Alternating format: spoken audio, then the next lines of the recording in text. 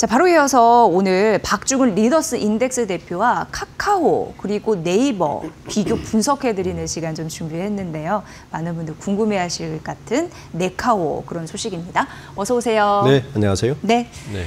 자, 뭐 카카오 많은 분들 아시겠지만 김범수 창업자가 SM 시세 조정 관련한 의혹 그 1심에서 무죄 판결이 났습니다. 네. 그 의견 굉장히 궁금하더라고요. 네. 박주근 대표님의 분석 궁금한데 어떻게 보셨습니까? 이 1심 판결.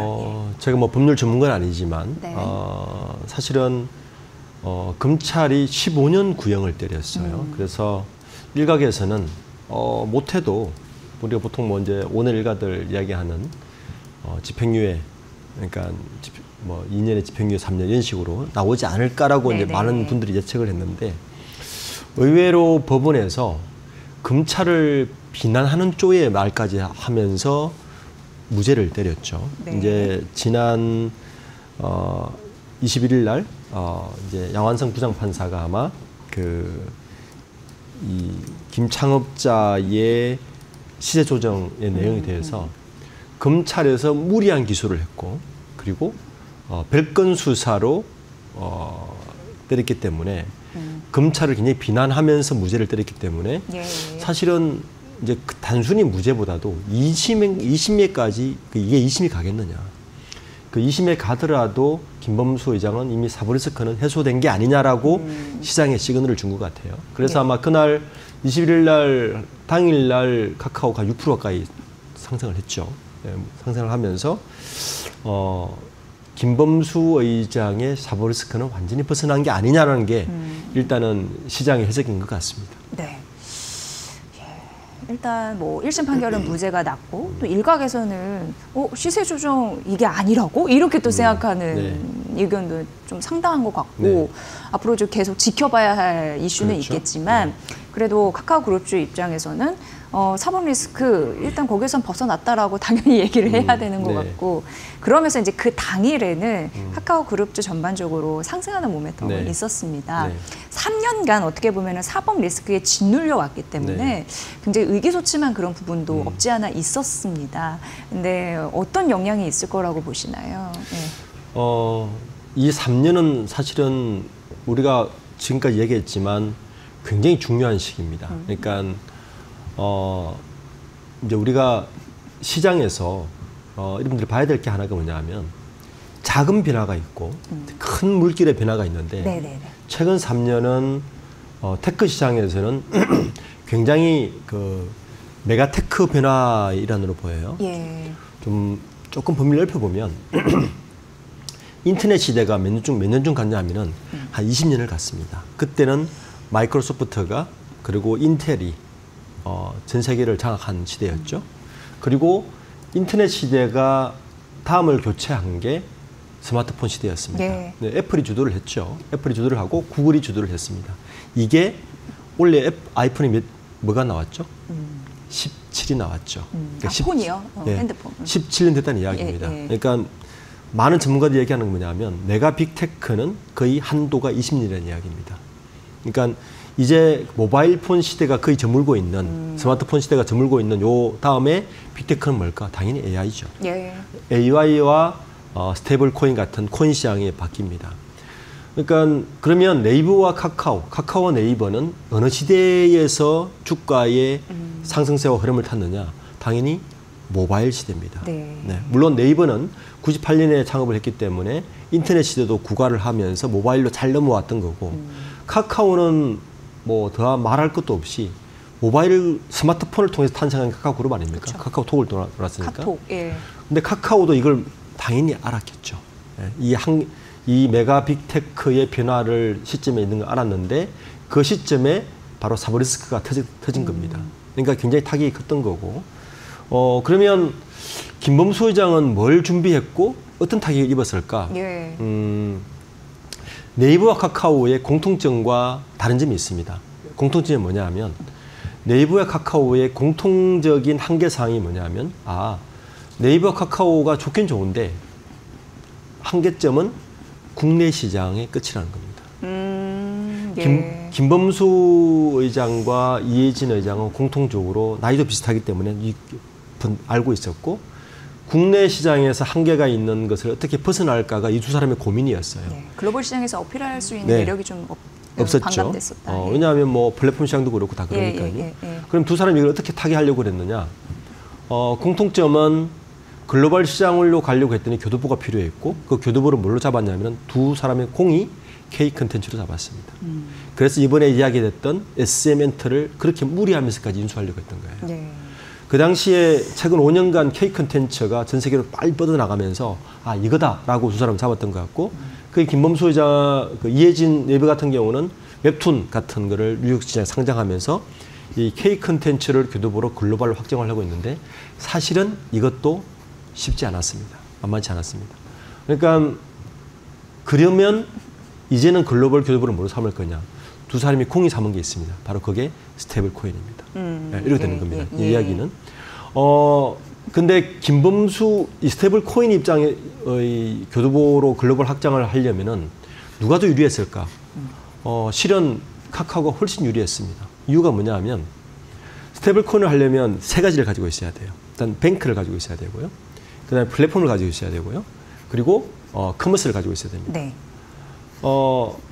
카카오는 이를 다 가지고 있었어요. 네이버는 이 중에서 뭐가 없냐면 뱅크가 일단 없고요. 그래서 두 나무를 합병한 거고 네. 뭐 이렇게 가는 거거든요. 그런데 이 카카오가 이거를 통해서 진출하려고 했는데致命적인 약점이 하나 있었죠. 그게 뭐냐 하면 이번에 만약에 벌금액만 떨어져도 카카오뱅크를 일대 주주를 내놓아야 되는 상황인 거죠. 맞아요. 그러니까 시장의 변화는 분명히 알고 있었는데 스테이블 코인이 간다는 건 분명히 알고 있었는데 김범수 의장은 이러지도 못하고 저러지도 못하는 상황이었어요. 그런데 이번에 무죄를 받았으니까 1차적으로는 어디에 드랍을 걸겠느냐. 저는 당연히 스테이블 코인의 속도를 붙일 것이다. 라는 게 한 축으로 갈 것이고 두 번째는 이제 SM엔터에 대한 K 컨텐츠, SM엔터를 인수를 했으니 K 컨텐츠에 대한 활용에 대해서도 주가 조작이라는 이 누명으로 인해서 계속 지지부진했었는데 이 부분도 강화를 할 수 있는 교두보가 생긴 거죠. 마지막으로 이번 달 말, 다음 달 초에 이야기하는 챗GPT와의 합종. 그러니까 톡으로 챗GPT를 쓸 수 있는 시대를 예고하는데 요 세 부분으로 굉장히 빨리 드라이브를 걸 것 같고 우선 가시권에 들어와 있는 거는 그 오픈 AI와 합작된 이 카카오의 챗GPT를 어떻게 유료화시킬 것인가. 지금 챗GPT 그 프로 쓰려면 유료하려면 얼마 정도 우리가 사용해야 되죠?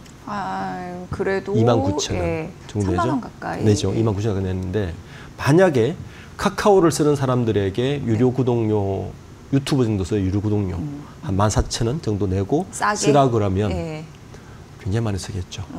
이런 수익 모델을 예상할 수 있는 것이고 뭐 여러 가지 이제 활용할 수 있는데 일단 가시권에 들어와 있는 건 이 세 가지 사업 쪽에 굉장히 이제 무죄를 받았으니까 움직일 가능성이 크다.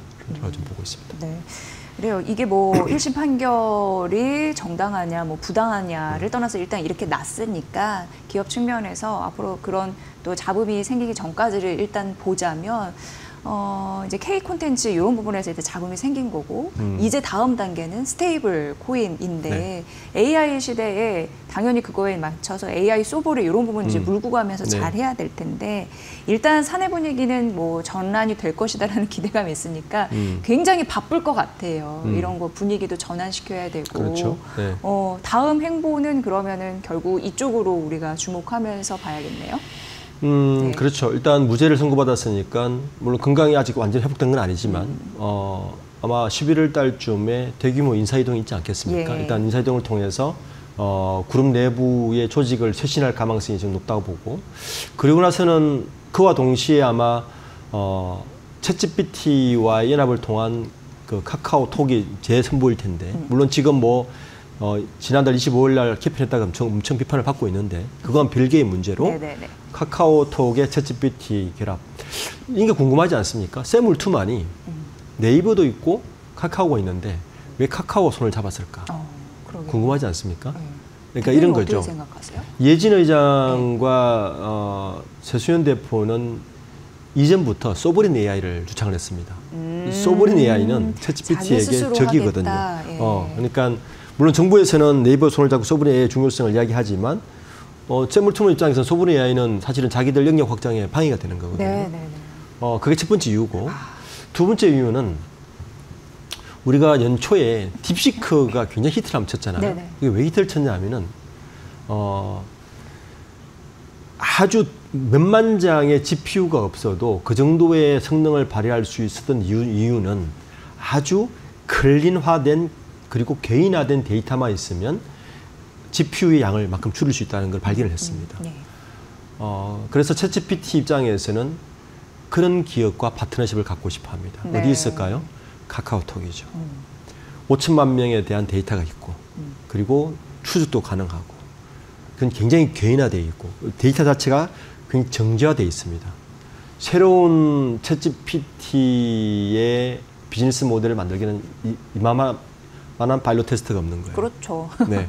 그래서 카카오톡을 손잡고 아마 이번에 여는 것 같은데 굉장히 새로운 모델 여러 가지 나올 수가 있습니다. 그래서 이제 그 부분을 우선 중점적으로 김범수 회장이 사브리스크가 있을 이 3년 동안 AI 분야에서는 계속 카카오는 아무것도 내놓지 못했어요. 뭐 가난이라서 여러 가지 이야기를 나왔지만 실질적으로 우리가 손에 잡히는 것들은 아무도 내놓지 못했는데 첫 번째는 그 부분을 내놔서 카카오에 대한 혁신을 한번 이야기할 거고 그리고 그와 동시에 스테이블 코인에 대한 드라이브를 저는 굉장히 빨리 걸 거라. 왜냐하면 지난 1일 날 네이버와 두나무 손을 잡았기 때문에 아마 더 빨리 가속도 붙일 것 같습니다. 네.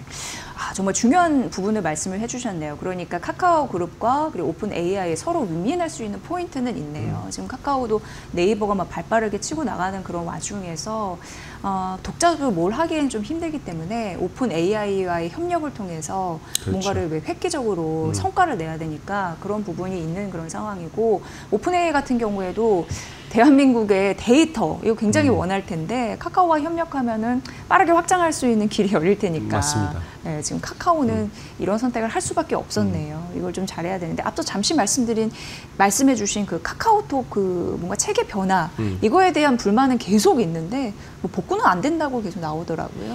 네.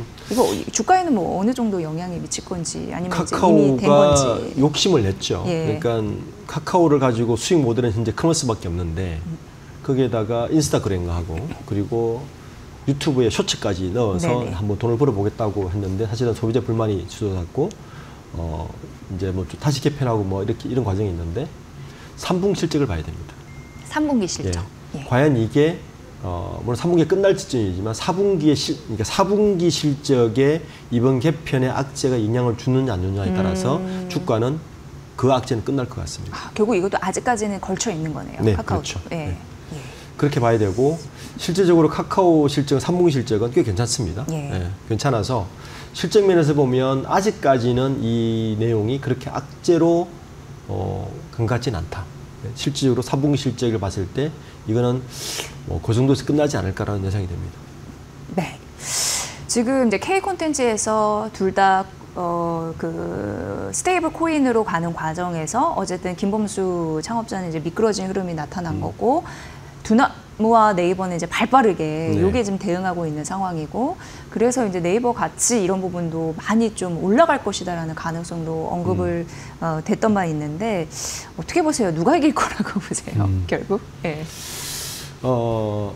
지금 이제 사실은 투자하시는 분들, 투자자들은 제가 볼 때는 올 연말과 뭐 미중 무역 진짜 이런 거는 아마 아까 언급하셨지만 에이펙으로 거의 마무리 될 것 같고요. 27일부터 미국과 무역과 그 고위급 회의가 있고 거의 마무리 단계에 있을 것 같고 그 다음 과제는 제가 볼 때는 스테이블 코인이 가끔 되게 많습니다.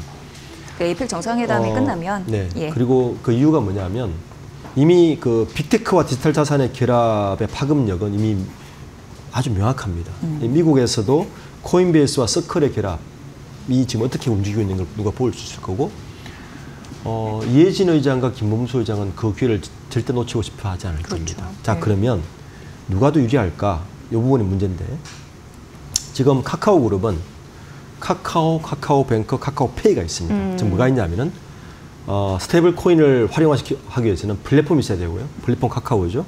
그리고 은행이 있어야 됩니다. 카카오뱅크 있죠. 그리고 결제단이 있어야 됩니다. 이게 카카오페이입니다. 다 가지고 있다는 이야기입니다. 그리고 스테이블 스테이블 코인을 발행할 수 있는 모든 기반을 다 가지고 있어서 만약에 두나무와 네이버가 지금 10월 1일 합병 발표를 하고 아직 넘어야 될 산이 몇 개 있습니다. 네네네. 정부의 규제라든지 그쵸. 합병 절차라든지 예.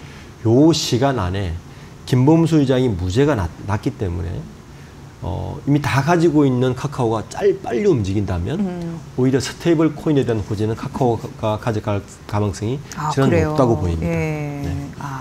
그리고 투자자 입장에서는 또 이런 거죠. 네이버는 스테이블 코인에 대한 호재가 이미 주가에 상당 부분 반영됐다. 네.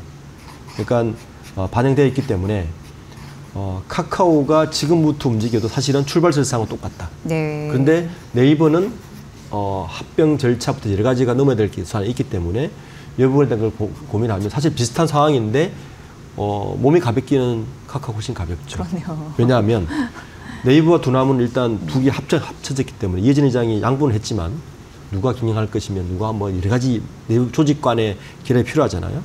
근데 카카오는 이미 이번 인사개편 끝나면 아마 진용 정비가 끝날 것이고 네. 더 가볍고 빨리 움직일 수 있어서 그런 부분을 착안하고 또 주가 면에서도 한 곳은 반영이 됐고 한 곳은 아직 반영 안 됐다.